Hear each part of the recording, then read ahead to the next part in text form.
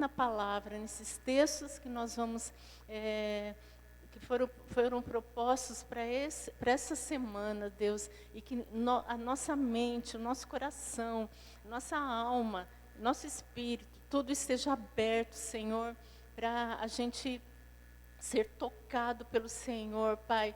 Varra da nossa vida tudo que está em desordem, Senhor, tudo que está sujo, Senhor, nos dá forças para nos posicionarmos, Senhor, ficarmos de pé diante da Tua presença, não caídos, Senhor, não prostrados diante das coisas ruins que possam estar acontecendo, Senhor, mas que a gente fique de pé diante do Senhor, em santidade, em completa rendição, Senhor, também diante do Senhor, Pai. Ó Deus, nos ajuda, Senhor, nos ajuda nessa caminhada, Deus. E ao caminharmos agora, Espírito Santo vai falando com cada um de nós, vai ministrando na nossa mente, no nosso espírito, Senhor, vai trazendo à tona coisas que o Senhor quer nos comunicar, nos falar, Deus. Estamos aqui, Senhor, queremos mais, Senhor. Por isso, Deus, que esse lugar seja totalmente cercado pelos Teus anjos, Senhor. Impeça qualquer coisa que não venha do Senhor. Nós proibimos a ação, interferências malignas nesse lugar. Nós queremos, Senhor, receber aquilo que vem do Senhor, a luz do Senhor brilhe nesse lugar, a presença de Jesus e a manifestação do Espírito Santo. Por isso, Senhor, nós nos colocamos agora para interagirmos com o que o Senhor tem para fazer nessa noite. E no nome de Jesus, Pai, abençoa cada vida aqui, abençoa cada família, cada lar, Deus, em nome de Jesus, Pai. Amém, Senhor, amém. Pai, e que aqueles que não vieram, mesmo que veio um cônjuge ou alguém da família, Senhor, isso seja tocado em cada casa, Senhor. A presença do Senhor, que cada um vai levar. Toque as vidas, Senhor, de suas famílias. Trazendo convicções no Senhor, trazendo ação do Espírito Santo com liberdade em cada família, em cada casa, em nome de Jesus. Amém. Amém. Então, os irmãos que podem, caminhar, vão caminhando, enquanto toca a adoração, vocês vão orando e dizendo: Senhor, eu estou aqui, eu quero pisar nos caminhos que o Senhor tem para mim, e caminhos sejam limpos, os meus caminhos sejam limpos e aplanados. Pode ir, irmãos, pode encaminhar. Em nome de Jesus.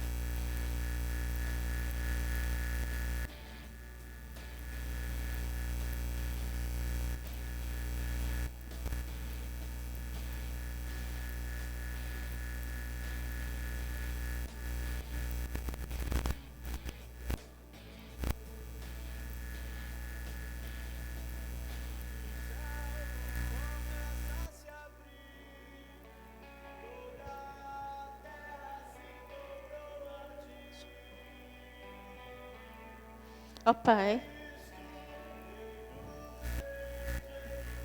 nós não estamos aqui apenas para cumprir uma agenda religiosa, Senhor. Nós queremos, Senhor, o reino do Senhor.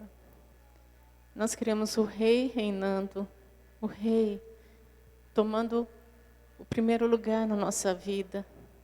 Por isso, Pai, nos ajuda a caminhar em santidade, em pureza, em renúncia, caminhar em entrega, em obediência, em comunhão completa com o reino e com o Rei.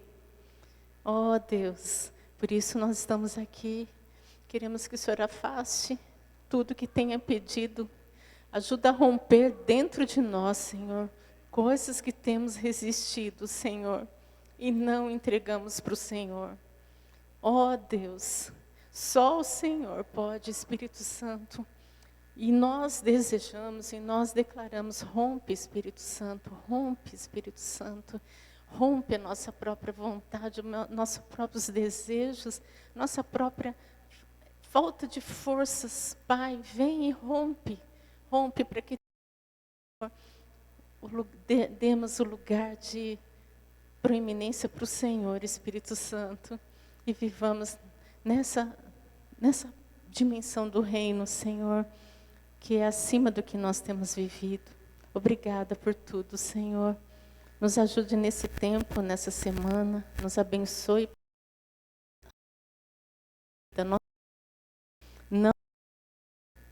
Não se distraia. A gente fique conectado com o que o Senhor está fazendo. Em nome de Jesus. Amém. Glória a Deus. Podem sentar. Aleluia.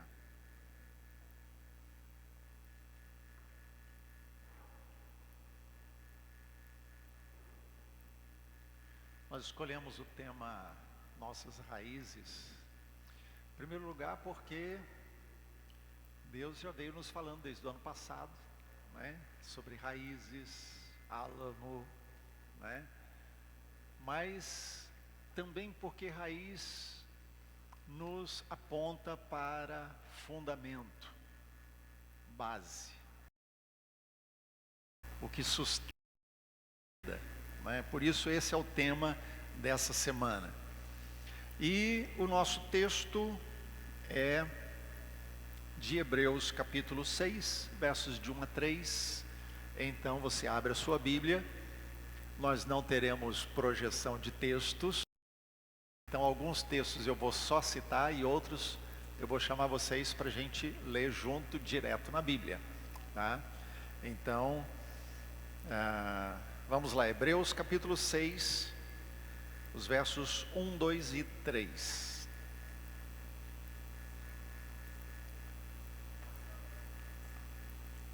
A Bíblia diz assim: por isso, pondo de parte os princípios elementares da doutrina de Cristo, deixemo-nos levar para o que é perfeito, não lançando de novo a base do arrependimento de obras mortas e da fé em Deus, o ensino de batismos e da imposição de mãos, da ressurreição dos mortos e do juízo eterno. E isso faremos, se Deus permitir. Amém? Na nova versão transformadora, eu achei interessante, eu coloquei aqui como ela aparece. E diz assim: portanto, começa com portanto, deixemos de lado os ensinamentos básicos a respeito de Cristo e sigamos em frente, alcançando a maturidade no nosso entendimento. Certamente, não precisamos lançar novamente os alicerces, ou seja, arrependimento de obras mortas, a fé em Deus, batismo, imposição de mãos, a ressurreição dos mortos e julgamento eterno. Se Deus permitir, avançaremos para o maior entendimento. Então, quando a gente compara as duas lições, abre um pouquinho mais o entendimento. Ele começa primeiro dizendo, portanto, ou seja, é uma sequência do que veio antes. Depois, ele vai colocando, olha, nós precisamos deixar os ensinos básicos para trás. É hora de profundidade. É hora de ir além. É hora de seguir em frente. É isso que ele está falando para nós. Então, por isso eu falei para vocês também lerem o capítulo 5, né? Enfatizei isso. Toda vez que eu falava da mobilização, eu falava não apenas os 3 versos de Hebreus 6, mas também vamos ler o capítulo 5, porque é o contexto que interessa para a gente, né? É muito importante. Quando ele começa, portanto, por isso, então ele está remetendo ao que veio antes. Ele está falando do que veio antes, tá?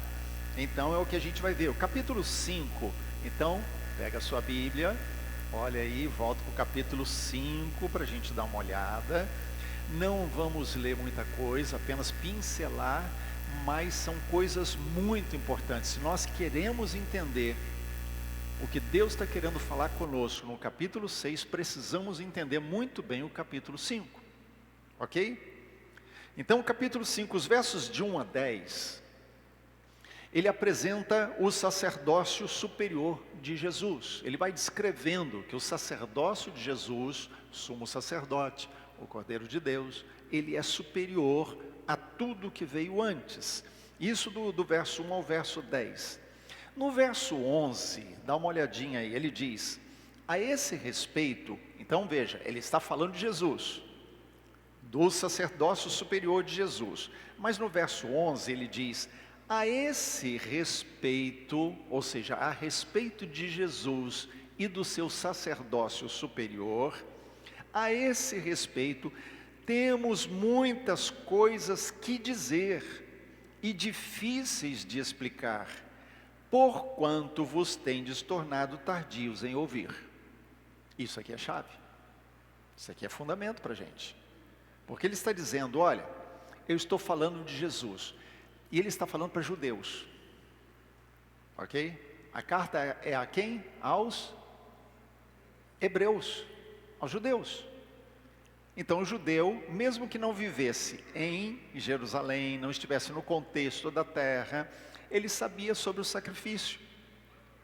Ele sabia a respeito do sacerdócio. Então qualquer coisa que se falasse disso, o judeu sabia muito bem. Mesmo vivendo longe, nascendo longe e não tendo ido nenhuma vez a Jerusalém. Mesmo assim ele conhecia, porque o judeu conhecia a Torá, ele conhecia a lei, ele conhecia os profetas, ele estava por dentro disso, né? Então ele está dizendo assim, olha, eu tenho muita coisa para dizer a vocês a respeito do sacerdócio de Jesus. São coisas que eu gostaria de falar. Sabe o que soa para mim, gente? Que o autor de Hebreus aqui está cansado. É como se ele dissesse assim, gente, eu queria estar lá na frente, mas não posso. Eu queria avançar mais. Eu tenho tanta coisa para passar para vocês. É isso que ele está dizendo. Eu tenho tantas coisas profundas, difíceis de explicar, mas não posso falar. Por quê? Ele diz, porquanto, ou seja, a razão de eu não poder ir além do que eu estou indo, é que vos tendes tornado tardios em ouvir. A palavra tardio aqui significa vagaroso. Tem uma das traduções, que tem outra tradução aí da Bíblia, né, desse texto, vai identificar talvez a palavra aí, vagaroso. Vocês são vagarosos em ouvir, mas também significa preguiçosos. Significa ser preguiçoso. O que é preguiçoso? É aquele que tem a tendência a evitar o esforço. Preguiçoso significa lentidão, demora em agir, indolência, inação, ou seja, não ação, moleza, falta de agir.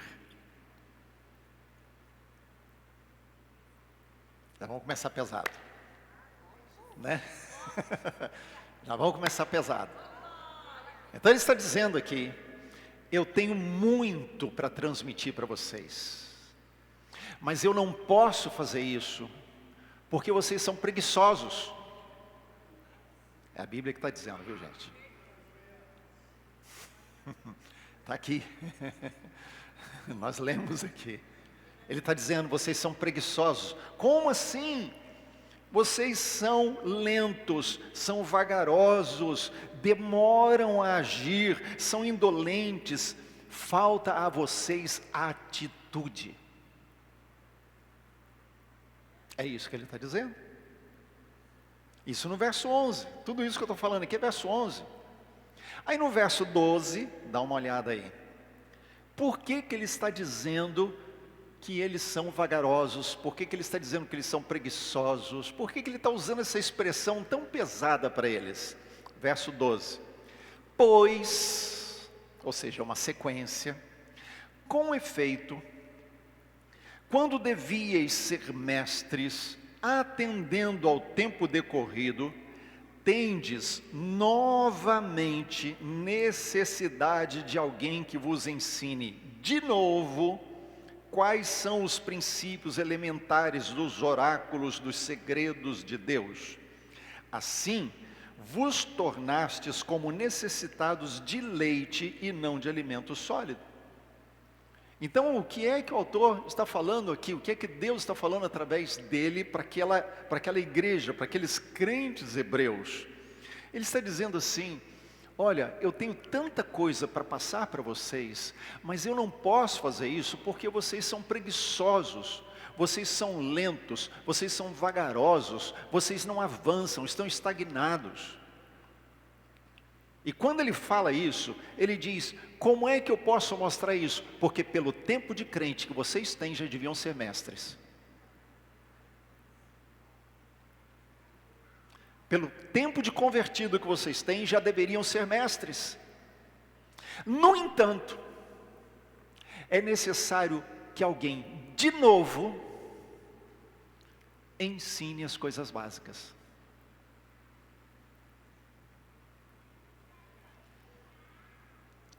Tem alguém aqui? Tem alguém presente? Estou falando com alguém?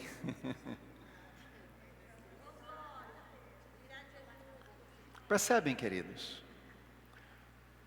A Bíblia fala para ontem. A gente pode pegar a Bíblia e dizer assim, falava para eles. Não, está aqui, está falando para mim, para você.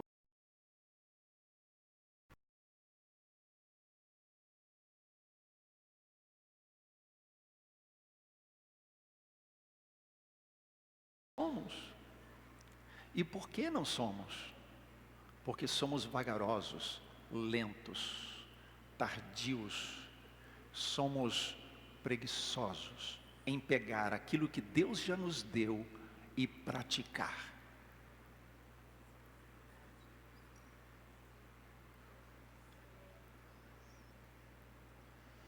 Então, quando ele começa dizendo pois, está falando de sequência, e essa é a razão da frustração dele. Eu particularmente tenho para mim que o autor de Hebreus é Paulo, mas existe controvérsia, né? Muitos outros advogam outros autores, mas o autor de Hebreus, ele mostra uma frustração quando ele está falando essas coisas. É uma igreja, se vocês lembram quando nós estudamos Hebreus 12, nós falamos, olha, eles estavam vivendo perseguição. Então, no meio daquela luta, daquela perseguição, eles deveriam ser muito mais maduros. Mas apesar das experiências que muitas vezes traz maior maturidade para nós, porque a gente sabe disso, sofrimento nos ajuda a amadurecer, certo? É isso. Se a que precisa tirar.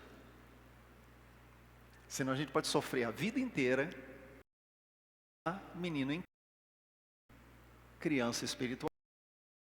Por quê? Porque não tirou as lições que precisava tirar. Amém? Ele expõe essa frustração. Por quê? Porque quando ele usa a expressão pelo tempo decorrido, ele está deixando uma coisa clara. O tempo depõe, a favor ou contra. O tempo depõe, a favor ou contra. Então, quando eu olho, eu preciso olhar o tempo decorrido e descobrir se esse tempo está depois a meu favor. Para aqueles cristãos hebreus, estava depondo contra. Ou seja, pelo tempo decorrido, o nível espiritual deles deveria ser muito mais alto. Mas não era. Então o tempo decorrido depunha contra eles. Ok? Eles ainda precisavam dos rudimentos, das coisas básicas, elementares. A gente vai ver, quando pegar Hebreus 6, né, os versos 1 e 2, um pouquinho mais sobre isso, né, que são itens que ele cita ali. Mas, por exemplo, pirataria. Vocês sabem o que é pirataria? É pegar algo que é de outro, que é direito de outro, e me apropriar daquilo. Certo? Então tem um livro, eu quero muito aquele livro, mas não quero gastar dinheiro com ele, eu faço cópia, eu baixo o PDF na internet. A gente está falando sobre isso, né, Valerinha?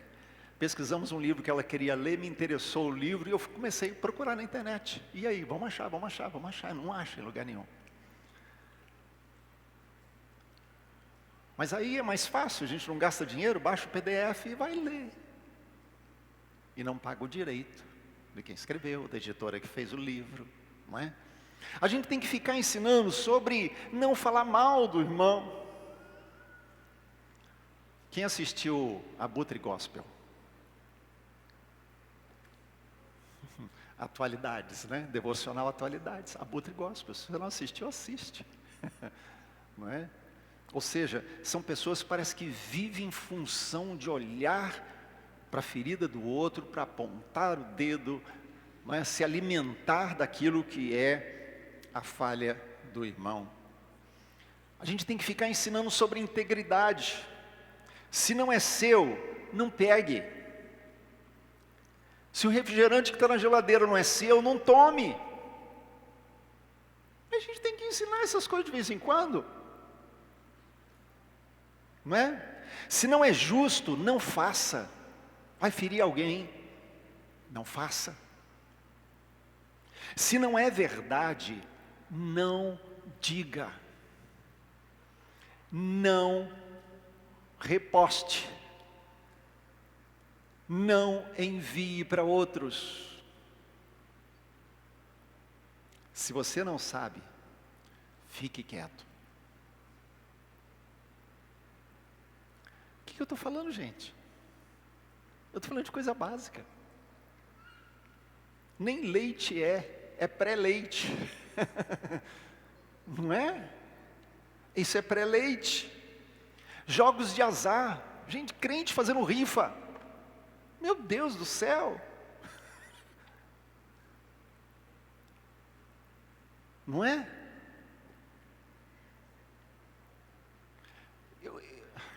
Eu tenho que falar.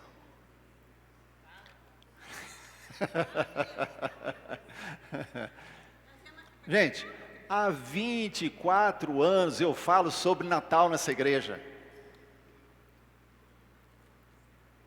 Todo ano eu tenho que repetir a mesma coisa. Mas tem gente que é tão apegada no bom velhinho que não consegue deixar. Sim ou não? Não importa se aquilo é uma festa pagã. Importa que eu gosto. Importa que eu fiz isso a minha vida inteira. Meus parentes fazem, não sei quem mais faz. E eu olho, todo mundo faz e compro presente, dá presente, blá, blá, blá, blá. Vamos botar uma árvore de Natal. E aí todo ano tem que voltar no leite.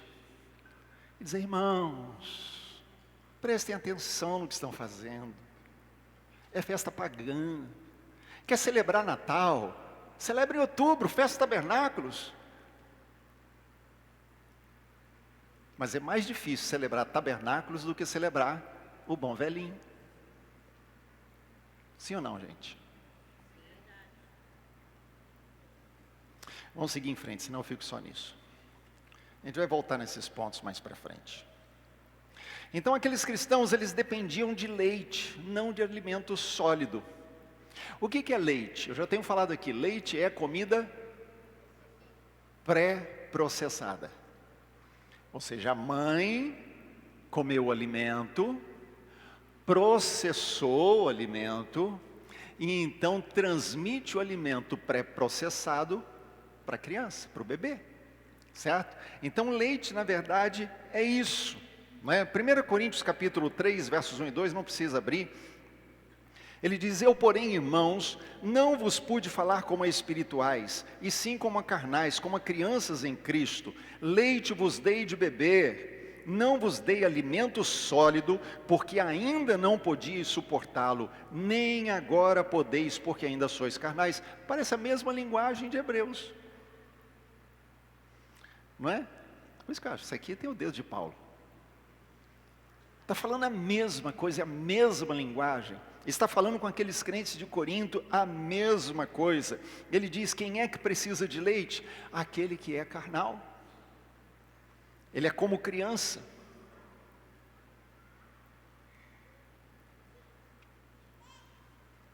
Todos nós passamos por 3 estágios na vida. 3 estágios: concepção, crescimento e morte. Concepção, crescimento e morte. Ok? Quanto tempo leva a concepção? Hã? Vamos lá, Edna. Doutora, quanto tempo? Cientificamente falando. É muito rápido. Quando o espermatozoide e o óvulo se encontram e se fundem, isso é uma coisa muito rápida. Ok? Isso é a concepção. Eu não estou falando de gestação, estou falando de concepção. Ok? É extremamente rápida.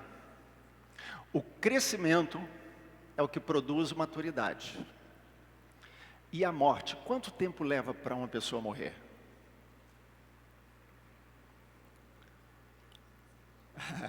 Eu vou apelar para... É extremamente rápido, gente. Ela pode passar por uma doença de 10, 20 anos. Mas a morte é muito rápida. Estão me entendendo? Então, se eu tiro a concepção, que é muito rápida, e tiro a morte, que é muito rápida, o que é que sobra? Crescimento. Desenvolvimento. Imagine que houve a concepção e está ali se desenvolvendo no útero materno aquela criança. E aí chega o tempo e ela nasce. Passou 1 mês, 2 meses, 6 meses, 1 ano, quer fazer o aniversário de 1 ano, mas quando chegam os convidados para aquela festa de 1 ano, tem um bebezinho de colo embrulhado aqui. E aí pergunta: mas é mais um? Não, é que ele não cresceu. Aí passa mais 1 mês, 2 meses, 6 meses, aniversário de 2 anos, e chega todo mundo, e a mãe está lá: é o terceiro? Não, mas ele não está andando ainda? Não, é que ele não cresceu. Estão me entendendo? Na verdade, o que acontece com muito crente é que passa apenas pela experiência da concepção, nasce espiritualmente e pronto, acabou. Não acontece mais nada, não experimenta mais nada, não cresce, se acomoda, se acostuma em ser apenas um bebê que alguém vai carregar e alguém vai dar leite, comida pré-processada.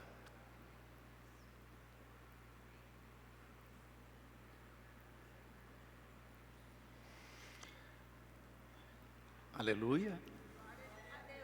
Glória a Deus, né? O problema dos hebreus é que eles experimentaram a concepção, o nascimento, mas pararam de crescer. A questão é, maturidade não está ligada à idade. A gente sabe disso. Só que a gente sabe aqui, né? A gente sabe aqui, maturidade não está ligada à idade. Há jovens, pessoas muito novas em idade, mais madura do que muita gente com muita idade. A gente sabe disso. E às vezes a gente apanha, né? Porque vai conversar com alguém mais novo, achando que está por cima, que sabe, e de repente a pessoa vem e dá uma lição. Atropela. Né? Por quê? Porque tem um nível de maturidade que está acima. Então, maturidade não tem a ver com idade. Há novos convertidos que conhecem mais Jesus do que pessoas com 10, 20, 30 anos de igreja. Sim ou não? É isso. Então, imaturos são as crianças, os carnais, os bebês que precisam de leite. E leite é a comida pré-digerida pela mãe. Comer sólidos exige certo nível de maturidade. Comer sólido exige certo nível de maturidade. A gente sabe disso. O bebê acabou de nascer, é só leitinho da mamãe. Passou um pouquinho mais, é só papinha. Não é? É só papinha. Você não pode dar feijoada ainda. Não pode fazer aquele bife suculento, mal passado, sangrando, miolo assim, vermelhinho, né, delicioso. Não pode. Por quê? Porque essa criança não vai aguentar, não vai resistir. Então, para cada nível, há necessidade de um tipo de alimento. Concorda? Dependendo da idade, da fase dessa criança, ela vai precisar de um alimento. Ela passou de fase outro alimento, passou de fase outro alimento, até que consegue alimento sólido. Até que consegue comer um belo churrasco. Até que consegue comer uma feijoada, uma dobradinha. Não é? Estou falando só comida boa, né? Tem gente aí que torceu o nariz. Não vou dizer que foi a Gisele. Ai, Jesus. Então, comer sólidos exige certo nível de maturidade. Paulo diz: não vos dei alimento sólido, porque ainda não podiais suportá-lo, nem ainda agora podeis, porque ainda sois crianças, porque ainda sois carnais. Então, voltando para Hebreus, ele diz: devíeis ser mestres. Vocês já deveriam ser mestres, mas vos tornastes como necessitados de leite e não alimento sólido. Então vamos pensar. A gente pega uma criança de 4, 5 anos. Você vai falar sobre ato sexual com ela. Você vai falar sobre as profissões do futuro, que são as mais promissoras. Você vai falar sobre como investir em criptomoedas. São temas que você não fala com uma criança de 4, 5 anos. Por quê? Porque a capacidade de entendimento dela é isso.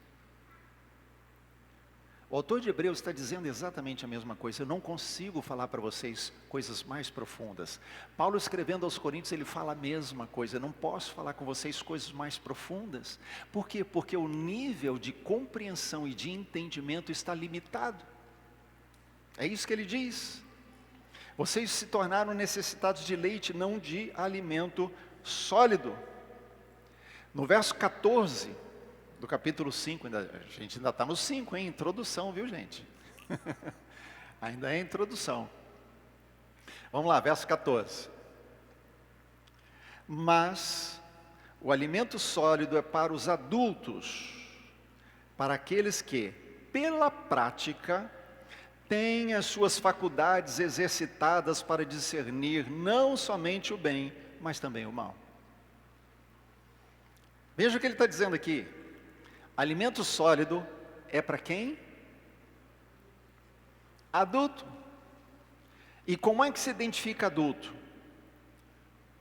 O adulto é aquele que, pela prática, tem as suas faculdades exercitadas. Ok? É isso que ele está dizendo aqui. No capítulo 6, o primeiro verso, ele diz: deixemo-nos levar para aquilo que é perfeito, maduro. Então ele está dizendo aqui, pela prática. Tem uma coisa que a gente sabe na educação que funciona, é a repetição. Tá? Então, é a repetição que vai fazer com que a criança, ela guarde, memorize, não é? Então, isso é uma metodologia. Há pessoas que discordam, há pessoas que usam outros métodos, mas isso é uma forma de guardar, de absorver aquele ensinamento. É quando você repete. O que ele está dizendo aqui é isso. Pela prática, é pela experiência, pela repetição. Então, vamos voltar lá. Verso 14 do capítulo 5. Vamos ler outra vez dentro dessa perspectiva. Ele está dizendo: mas o alimento sólido é para os adultos, para aqueles que, pela repetição prática, têm as suas faculdades, capacidades exercitadas, fortalecidas, e por isso conseguem discernir aquilo que é certo, aquilo que é errado, que é bom, que é mal, porque estão exercitados na prática, em praticar. A grande questão é que nós gostamos muito de saber, mas não gostamos de obedecer. Então nós estamos aqui. Eu não sei quantos de vocês estão aqui porque querem de fato experimentar uma mudança.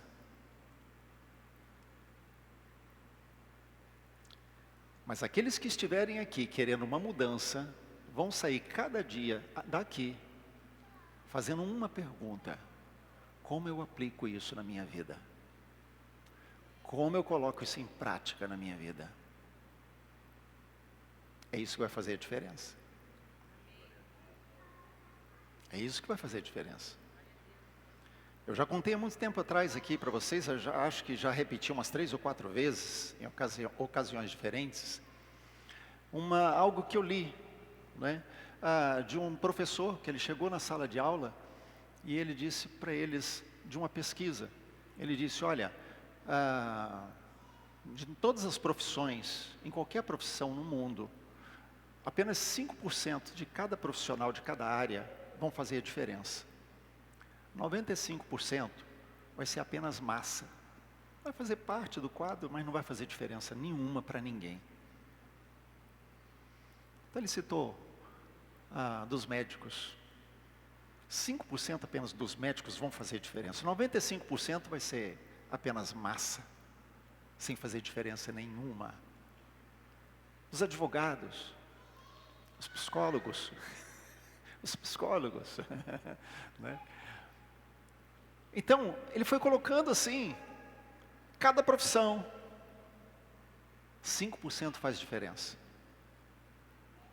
E aí ele disse para aqueles alunos: agora vocês decidem, vocês querem ser 5% ou 95%?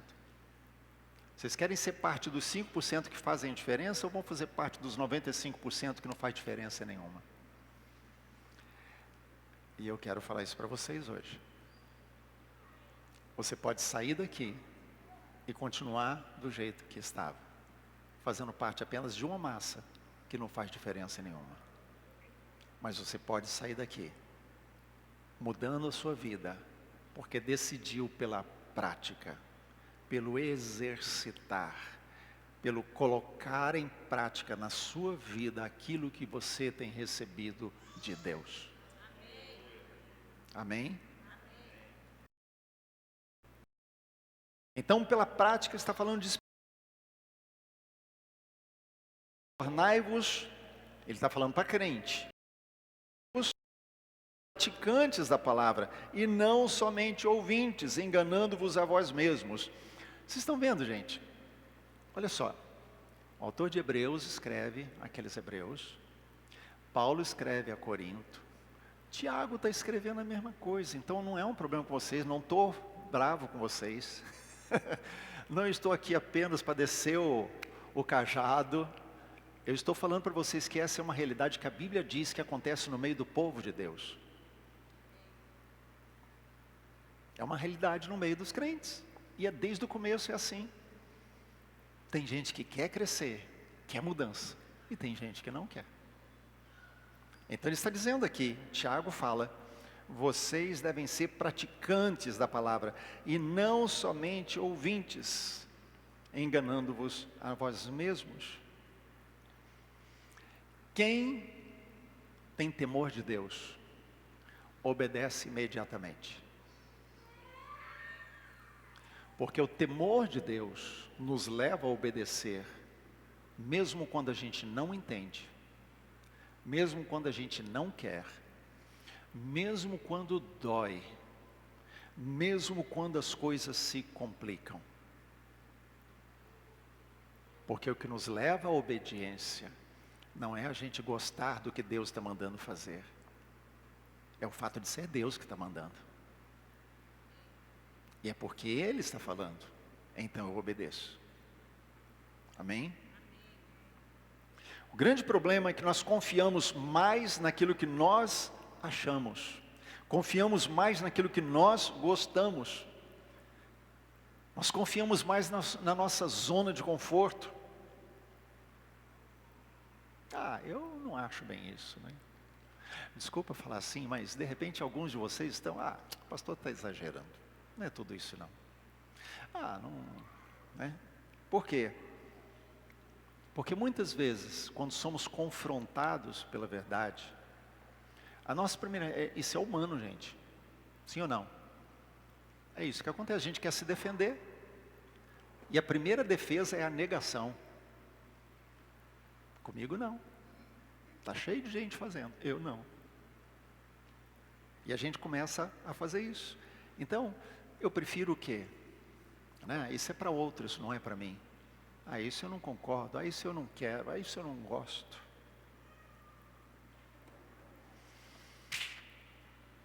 Me veio ao coração, quando eu estava pensando nisso, 2 Timóteo 4, os versos de 1 a 4.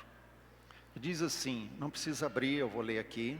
Se você quiser, você pode pegar depois em casa, ler com calma esse texto, assiste outra vez, vai ficar lá no YouTube disponível. Ele diz assim, conjuro-te perante Deus e Cristo Jesus, que há de julgar vivos e mortos pela sua manifestação e pelo seu reino, prega a palavra, insta, quer seja oportuno, quer não, corrige, repreende, exorta com toda longanimidade e doutrina, porque haverá tempo em que não suportarão a sã doutrina. Pelo contrário, cercar-se-ão de mestres segundo as suas próprias cobiças, como que sentindo coceiras nos ouvidos, e se recusarão a dar ouvidos à verdade, entregando-se às fábulas. O que ele está dizendo dos últimos tempos? Nós estamos vivendo os últimos tempos, concorda comigo? Nós estamos vivendo os últimos tempos. A gente não sabe quanto tempo vai levar para Jesus voltar, buscar a igreja, a gente não sabe, não é? Mas uma coisa a gente sabe, os sinais apontam a volta de Jesus, a gente cantou isso aqui no domingo, né? Sinais apontam a volta de Jesus, seu reino está por vir, né? Está chegando, a gente vai olhando as coisas acontecendo, a gente sabe, está perto, está perto, está perto. Então ele está dizendo aqui, prega, exorta, corrige, faça isso. Por quê? Porque vai chegar um tempo, quando? O tempo do fim. Isso depois Paulo vai falar em outro texto lá de 1 Timóteo também, ele repete algo assim. E ele diz, haverá um tempo em que não suportarão, não vão se sustentar a sã doutrina, aquilo que é saudável, aquilo que não tem contaminação. Pelo contrário, cercar-se-ão de mestres segundo as suas próprias cobiças. Sabe o que é cobiça? Cobiça é desejar algo demasiado, deixando de lado a verdade e aquilo que é puro. Cobiça é isso, é quando você quer muito uma coisa e você deixa de lado o que é saudável, o que é puro, o que é verdade, porque você deseja muito aquilo. Então a cobiça leva a gente. Você muitas vezes sentir o desejo de ter algo, pode ser até legítimo, mas quando ele começa a se sobrepor à verdade, o saudável, aquilo que é bom da parte de Deus, então deixou de ser algo bom, legítimo, e passa a ser cobiça. Certo? Então ele está dizendo aqui, vão se cercar de pessoas que falem segundo as suas próprias cobiças, aquilo que eu quero ouvir. Por exemplo, amanhã o risco é ter metade aqui. Né?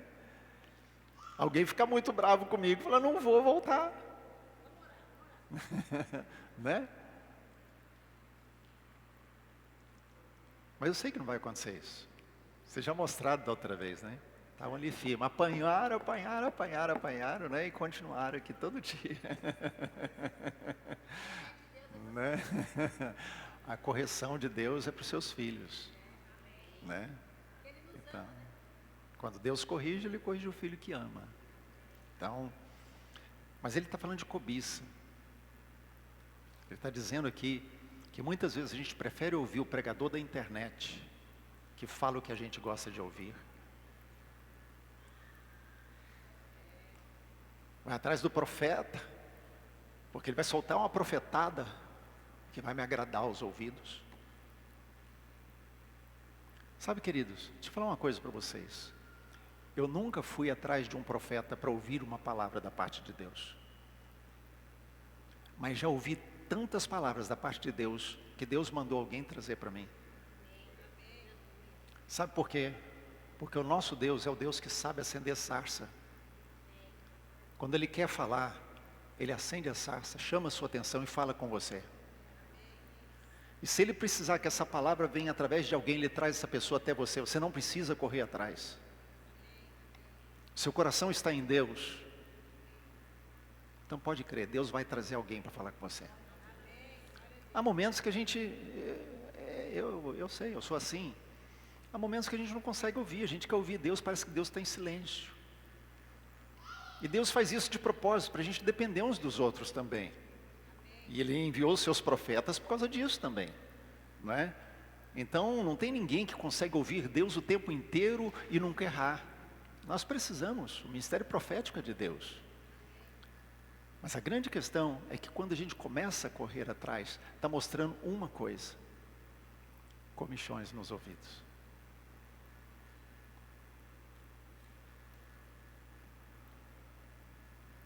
E ele diz ainda, se recusarão a dar ouvidos à verdade, entregando-se a fábulas. Sabe o que é fábulas? Fábula é história com E. História com H é história real, é fato, né? Coisas que aconteceram. História com E é a história inventada, criada, a ficção, certo? Então fábula é uma história, é uma ficção, é uma invenção, é algo falso, tipo Natal, Ano Novo. Mas está dizendo aqui, vão preferir fechar os ouvidos para a verdade e se entregar às histórias, à ficção, à invenção e aquilo que é falso. Estão comigo? Gente do céu. Pensa comigo. Ter Jesus como Senhor garante a Ele total e irrestrita posse sobre nós. Vou repetir. Ter Jesus como Senhor garante a Ele a total e irrestrita posse sobre as nossas vidas. A palavra que é usada no Novo Testamento para servo é doulos. A diferença entre, e essa palavra servo, né, ela também é traduzida por escravo. Mas qual é a diferença entre servo simples e o escravo? É que o servo serve livremente. O escravo não tem escolha. Eu e você somos escravos. Nós não somos servos, nós somos escravos. Há uma figura daquele tempo, que é do escravo da orelha furada, né? Quando o escravo ele tinha direito à liberdade, mas ele não queria deixar o seu senhor, então ele era marcado na orelha. E aquele era um sinal de que voluntariamente, pelo resto da vida, ele seria escravo daquele senhor. Ele decidiu espontaneamente ser um escravo, portanto que amou o seu senhor. Por isso, eu e você somos chamados a sermos os escravos da orelha furada. E saber que nós amamos tanto o Senhor, que nós não queremos ser apenas o empregado dele. O empregado pede o pagamento no final do mês. O escravo não tem direito a pagamento. Mas o da orelha furada, ele serve porque ama.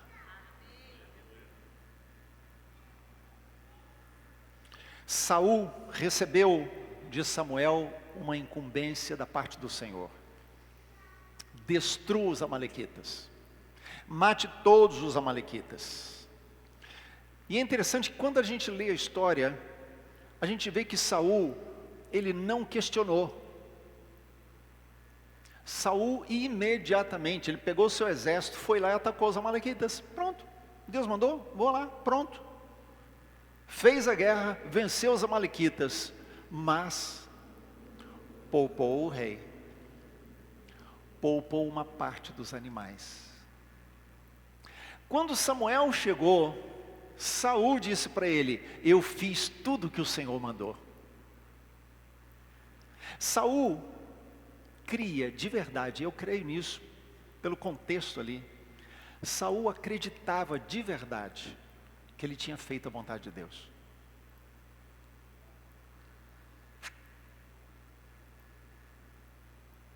Ele acreditava nisso. Como é que fica tão diferente isso?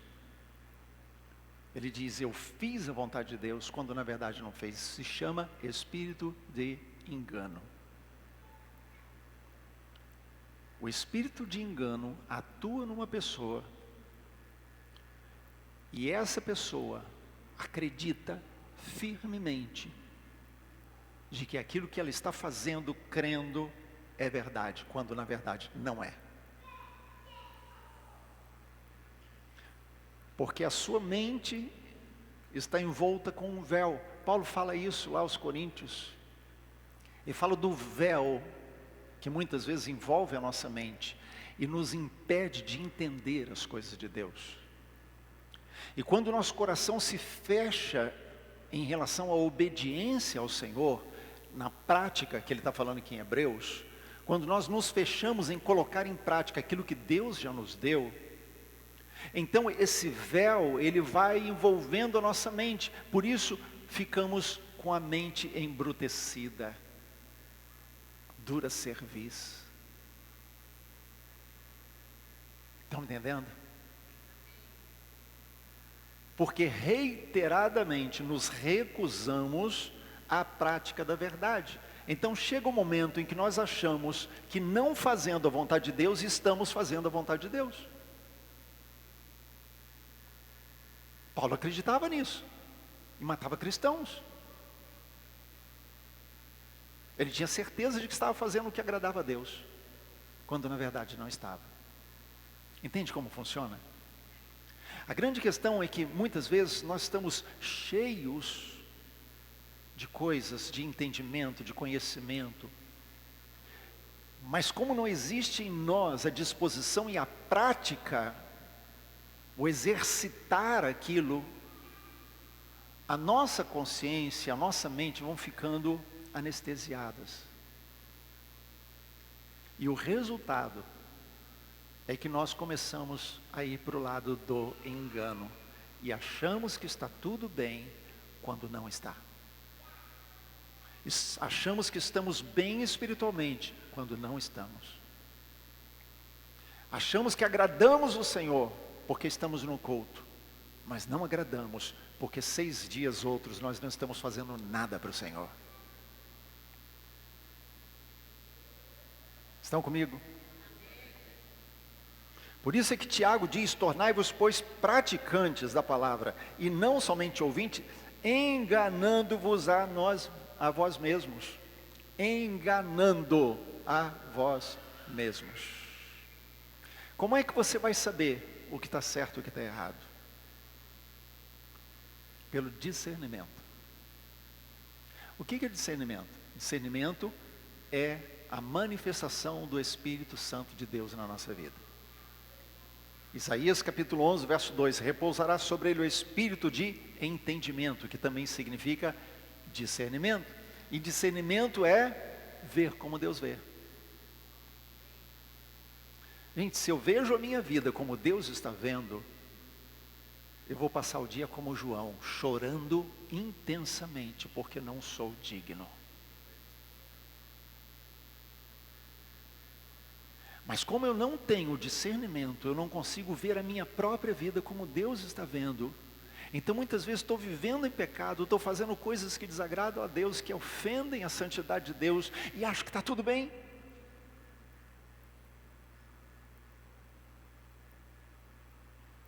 Acho que está numa boa. Por que é que eu reajo dessa forma? Falta do discernimento.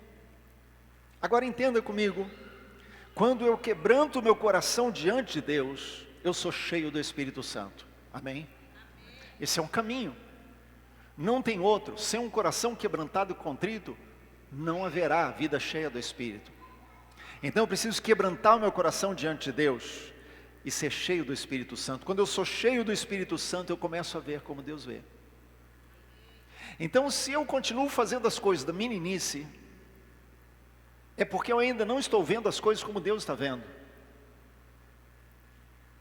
E se eu não estou conseguindo ver as coisas como Deus está vendo, é porque eu não estou cheio do Espírito Santo. A minha vida está longe disso.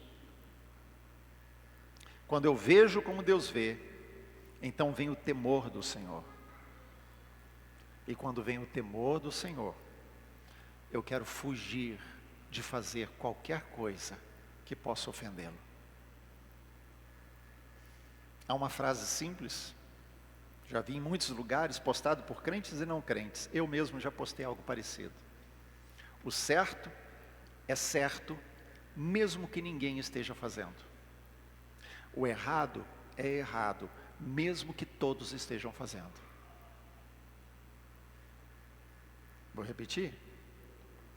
O certo vai ser certo, mesmo se ninguém mais estiver fazendo. É certo, então faça. Pessoas vão zombar de você, vão te perseguir, vão falar mal. Não importa, o certo é certo. Não importa se os outros não querem saber. O errado é errado. Ah, mas todo mundo está fazendo, não importa. Se é errado, eu não faço. O temor do Senhor no meu coração me impede de fazer aquilo que é errado.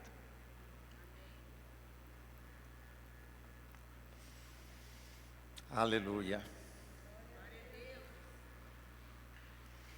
Hebreus 5,14 diz: mas o alimento sólido é para os adultos, para aqueles que pela prática têm as suas faculdades exercitadas para discernir não somente o bem, mas também o mal. Ou seja, o que Deus quer dar para mim e para você é discernimento. O que nós estamos fazendo aqui hoje, fizemos até esse momento, é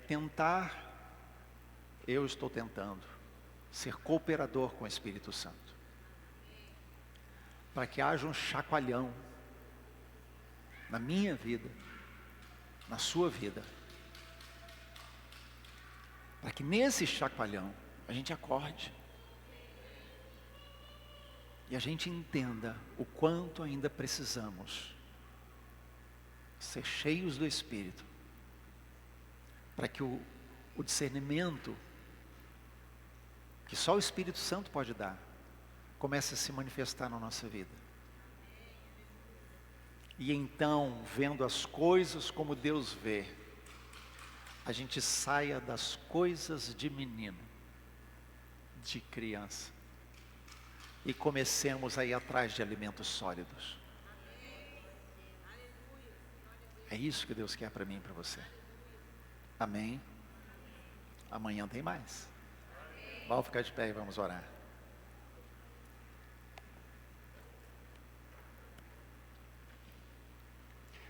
Eu poderia dar para você uma pauta de oração, mas não vou dar. Eu poderia dizer, vamos orar sobre isso, mas não sinto no meu coração de fazer. Eu entendo que em momentos como esse, num culto, num momento que você está na adoração, no seu lugar secreto, né, quando você está em momentos assim, Deus dá a medida da revelação que você precisa. Amém? Por isso eu creio, eu não sei, não contei quantas pessoas temos aqui, mas se temos, sei lá, 40, 50 pessoas, são 50 revelações diferentes. Porque cada pessoa precisa de uma medida. E Deus libera na medida que você precisa. Então eu quero convidar você a orar nesse momento, colocar diante de Deus o que Deus falou com você. O que Ele falou com você nesse tempo. Apresenta diante dEle.